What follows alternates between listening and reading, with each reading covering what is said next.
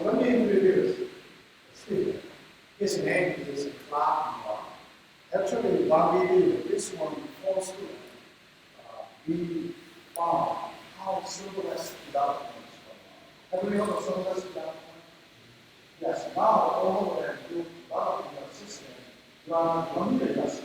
You go to the Amazon service, then functionality service, backend data service. Then we have a customer. Is this good in terms of software security, especially security analysis and product analysis? How do you do that? Why all the providers using their own products, not academia perspective? So let me introduce Clark and let him present this. Okay, let's do this. So our research is about serverless computing architecture, security and quality analysis for back-end development. A lot of words. Let me break it down. So first, the motivation was to improve security and quality for back-end development. And security is basically just making sure your data is safe, protected, and not be changed. So CIA model, confidential and integrity. And for the quality is basically just you want in such a way that the end user could use it without mistakes, defaults, or whatnot. So this one deals with availability. As basic as that. So what is serverless? It means less server, not really no server, right? But before we even understand what serverless means, we have to understand the other models. So the first thing is traditional. Let's say you have a business, an office space located here, and you have to provide your office space there, and servers, 3 of them, so it becomes a data center, and you would have a system admin for that, okay, or developer, and your code base. Next thing, if you want to grow your business, you definitely want to deploy. So you've got another data center, you need to hire more people, need more code to do. And you repeat that step, and repeat that step, and that costs a lot of money. Okay? So now we ask the question, how can we make it better? Okay? Enter cloud computing. Now I just changed the color to orange just to show that now the data center is not owned by the company.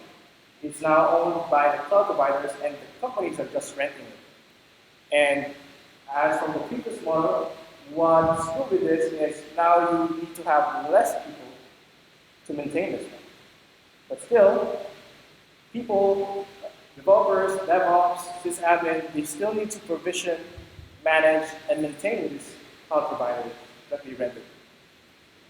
So now, how can we make it better? Enter serverless computing. Serverless computing is a cloud computing execution model where infrastructure has been abstracted from the end user. Okay? So given the same scenario from the cloud computing model, you now have less code to manage because you just need to write your code and focus on your business model. Okay? Now that we discussed those terms, now we go back to security assurance and quality assurance with serverless computing. And the 3 cloud providers we chose, AWS, also known as Amazon Web Services, Microsoft Azure, Google Cloud Platform. And if you ask me the reason why we chose that, because we live in Seattle. That's it. Yeah. So again, as the example that we use in the paper is we try to use a common web application architecture. And hopefully this one we could use traditional and serverless computing and compare them. Okay? So let me tell you a story. We have a developer, a user, and let's say he wants to grab a static content or files. He needs to interact with the server. Okay? Another scenario, let's say the end user wants to query to the database. So first he needs to interact with the authentication tool, make sure he's the right user and has the right privileges. And he also needs to interact with the backend server so that the backend server can communicate with the database. Okay? All of these can be logged and monitored by a logging and monitoring tool to get metrics. Now, with the same structure, you can start off with file server. And as you can see in the table on the right side, you would have AWS, Azure, and Google with their respective services, S3, blob, and cloud storage. So for our security assurance, we have data encrypted at rest. What it basically means that any inactive data should be encrypted. Okay? And all of them does provide that. Data encrypted in transit, meaning data in motion getting from one network to another network, they should also be secured and encrypted. And all of them provide that. And now you're questioning, does that make sense now? It still does. Because if you compare this to the traditional model, yes, you can do it, but it will cost you a lot of money. So that goes with quality assurance. With write, for example, S3, you can get 3,500 writes per second and read as high as 5,000 writes per second in one prefix. Meaning, if you have a file, let's say a test, and you just rename it to test with an S, you get another additional 3,500 write and 5,000 read per second. And again, as I've been telling, you can also do that in traditional method, but it's going to be super costly. The data centers would hire more people. Okay. Next, we talk about durability. In our research, most of them at the very basic level would provide 11 nines. So what is 11 nines? It means that they would give you 99.99% of having an available backup server for you. And if you go for a premium, you can go for 13 nines or 16 nines. Okay. But going back, 11 nines, it means that if you have 1 million files, let's say in 10 years, you might lose one file. And interestingly, asteroid can hit the Earth maybe has a higher probability than that, right?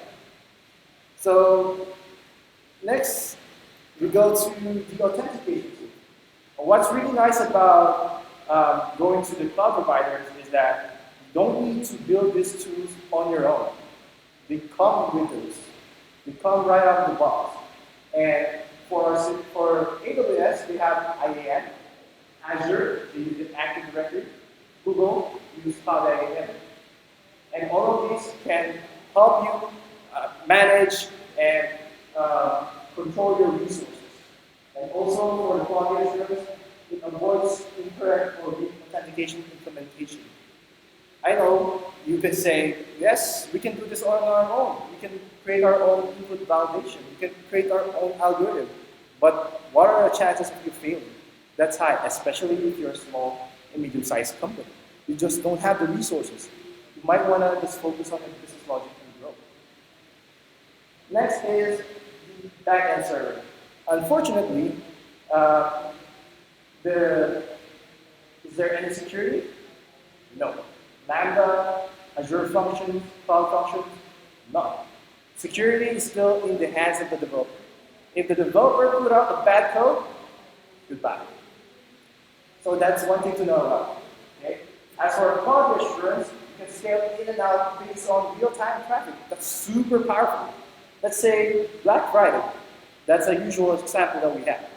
You buy a lot of servers, buy data centers, hire a lot of people, and yes, you did meet that expectation for the Black Friday. But after that, what happens? You have this capital expense that's laying there, right? But with this one, you can just scale down anytime, and then it's a basic operating expense to your company. Another thing is database server. We have DynamoDB, which is a NoSQL, Cosmos DB, SQL, Cloud SQL, is a SQL, okay? And all of them is the same as our storage. They also provide data encrypted at rest in transit. And if you're curious, they provide the standard AES 256B encryption. And as for quality assurance, the throughput meaning the amount of process that you can do in a set period of time. All of them are unlimited, meaning sky's the limit. But you have to be ready, because it's sky's the limit. If you don't create this properly, you might end up with a very costly functions or back-end database server. Yep. Recovery, they have different defaults, and what I really like about the recovery across the board is it has this scheduled deletion. Meaning if you delete something, they don't delete it right away. Okay? You have 35 days until they fully delete that. That's really good for storing logging files and accidentally deleting it. Okay? You can achieve that. Next, we would have a logging and monitoring tool. This acts the same as our authentication tool that comes right out of the box. And again, we have the same thing for CloudWatch, Azure Monitoring, and Stackdriver. And all of them have data encryption at rest and in transit. And what's really nice about them is they have a very good integration with their respective cloud services that you would have with driver discovery, uptime monitoring, and create fast fixes from that. Okay? But we do have some concerns on serverless computing. We have to go back that you don't have control on the infrastructure. You can't mess around with your operating system. So that, because again, as I've said, serverless computing is a cloud computing executing model that abstracts infrastructure from the end user. Next thing is vendor lock-in. Let's say you have your data in a database server called DynamoDB. Put a bunch of files there, you have a huge data. Now you have the problem of migrating that. It's so hard.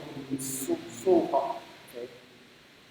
And because of that vendor lock-in too, you're unable to monitor services using, take note, a different third-party tool. So if I'm using an Azure, let's say, services, and I want, let's say, my CloudWatch from AWS to monitor that, that's impossible. And again, as a conclusion, all of them are high, but again, the main point was you can do the same things that the traditional architecture and you could use this, you can do this with the lower cost. And better security, because again, these cloud providers, their main selling point is really to offer the secure way of deploying applications, running code, provisioning infrastructure, stuff like that. So that's it. Thank you for your time. And any questions?